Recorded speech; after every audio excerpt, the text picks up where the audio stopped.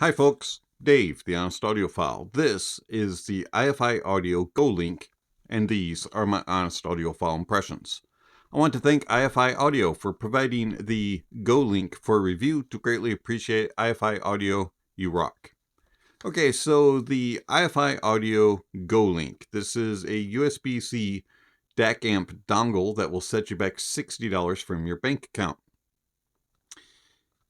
Comes in this nice little box. You get some branding here on the front, a little picture, iFi logo. Oh, high-res sticker. It's gotta sound good. And then you get some specs here on the back side. They will inform you that it can do all the various formats: MP3, FLAC, DSD, DXD, PCM, MQA, 32384, you name it. It has a bit-perfect DSD DXD DAC chip by ES Sabre.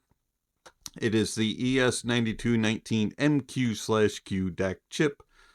Output power of 70 milliwatts at 32 ohms, 14 milliwatts at 300 ohm. Output impedance of 0.4 ohms. SNR 125 dB, DNR 122 dB, THD&N 0.004%. Frequency response range 10 Hz to 80 kilohertz, just in case you got those bat ears. Alright, so the Go link. You get a little bit of information on the inside. You get some paperwork, nothing too special there. You get a little iFi sticker. And then you get a very minimalistic user manual. It will tell you that it has a 3.5 single-ended output with S balance, so you can use TRS and TRRS connection. And it's a USB-C connector. It does have LEDs light on it, and it'll tell you the different file format that you're using for your music source. If it's green, that means it's PCM up to 96 Hertz. Cyan means you're listening to DSD 64 or 128. Yellow is PCM up to 384. Blue is DSD 256. And magenta is MQA. You also are provided two adapters. You are given a USB-A to USB-C. And then you're also provided a iOS Apple to USB-C. The Go link is capable and compatible with iOS, Apple, Android, PC, Windows connections. Then you get the dongle itself. USB-C connection, a little bit of iFi branding on it, kind of hard to see on camera. Little short cable, and then you get this big chunky little body. And another high-res sticker. Now it really has to sound good. You got two high-res stickers. There's your 3.5, which is TRS TRRS connection available. Overall, I like the look of it, the feel of it. It weighs about 11 grams. The cable here is about 2.8 inches long. And then the dongle part here is about 5 inches by about half an inch by about half an inch tall. So it's not very big, and it's extremely light. That cable is super flexy, doesn't twist, tangle, and it feels really durable. I like the look of it. So the Go link. Battery life. For phones, I used it with a OnePlus 9 Pro, and I found that about 3 hours worth of listening, it was dipping down, sipping about 25 to 30% of battery. It kind of depends on what is, if it's being used or being maxed out, how hard the gear is that's driving and things like that. But for the most part, I average about 25 to 30% with a 3-hour listening time. According to the specs, iFi says that it'll sip 0.2 watts when there's no signal and it's just connected, and that it'll sip somewhere about less than 1 watt at max levels. So we'll see what the specs are. Real life, it was about 25 to 30% with a 3-hour listen. Could vary for you. It's not the most efficient, but it's not terrible either. But it will sip your battery if you're going to do long listening sessions. So you might want to carry around a portable charger with you. I found it was able to drive most gear, had no issues driving the IEMs that I used. Drove anything from single dynamics all the way up to planars and anything in between with the hybrids and tribrids and all that kind of stuff that I tested it with. No problems really driving anything.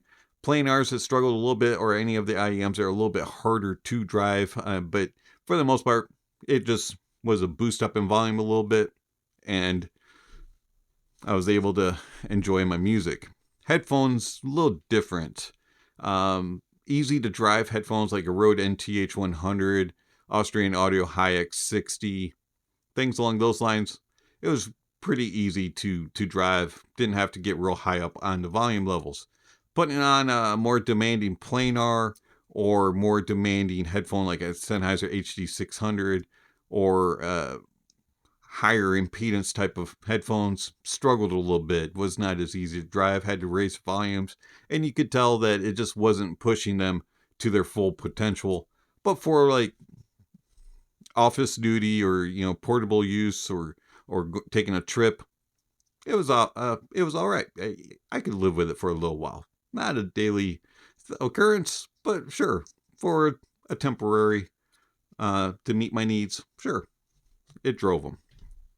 How does the iFi Audio GoLink sound? So the GoLink has a kind of a analog presentation. It's a little bit warm and a little bit lush and just a little comfy and kind of got that little ooey gooiness going on. I enjoyed the GoLink. I found that the bass had enough of a punch and a slam, reached into the sub bass enough to give you a little bit of rumble and grumble, and it stayed well controlled. It had enough details and enough resolution, and overall the tonality was good, and it was just a fun and engaging bass.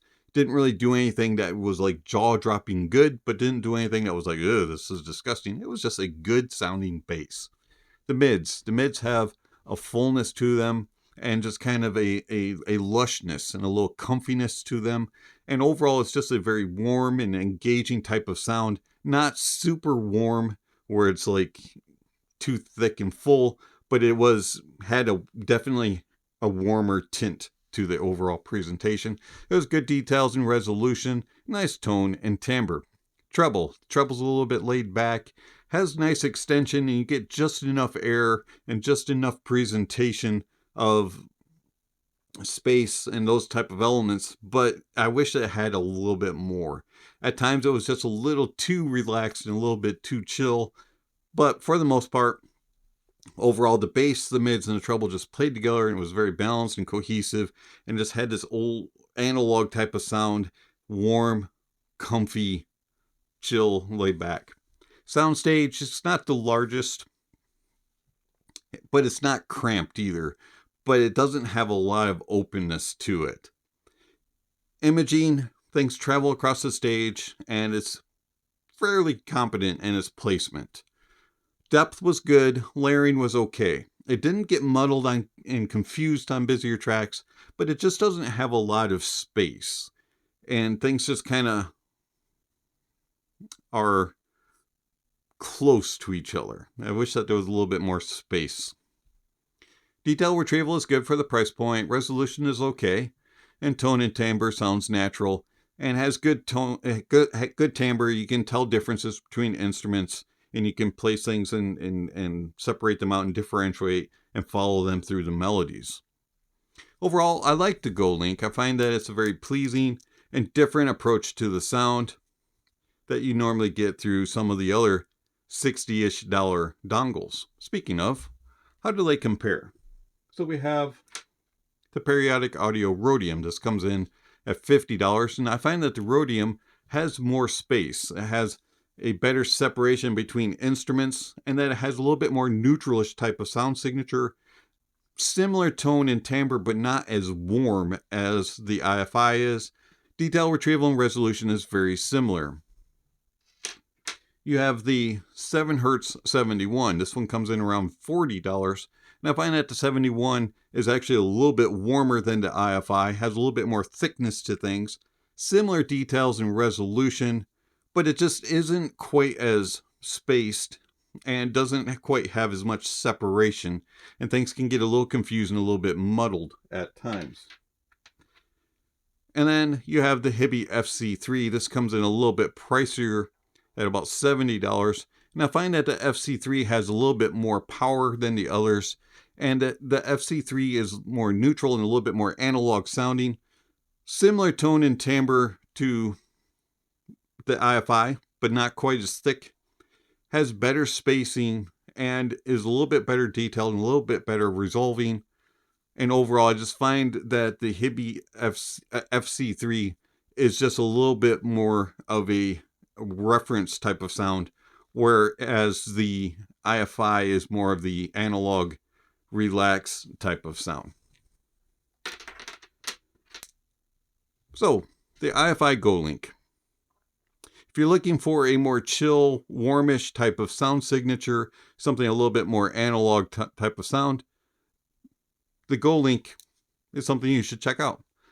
It's fun, it's engaging, it's relaxing, and it's something different than the other dongles, and it complements some of the others. So if you're looking for something a little different, check out the iFi Go Link. It's been Dave, the Honest Audiophile. Thank you for watching, and I'll catch you on the next video. Speaking of next video, somewhere on screen, subscription links, notification bells. If you haven't already, please check those off. Don't forget to give a thumbs up or a thumbs down to the video, and also check out the links down below. There's all kinds of ways that you can contact the channel, follow the channel, and support the channel.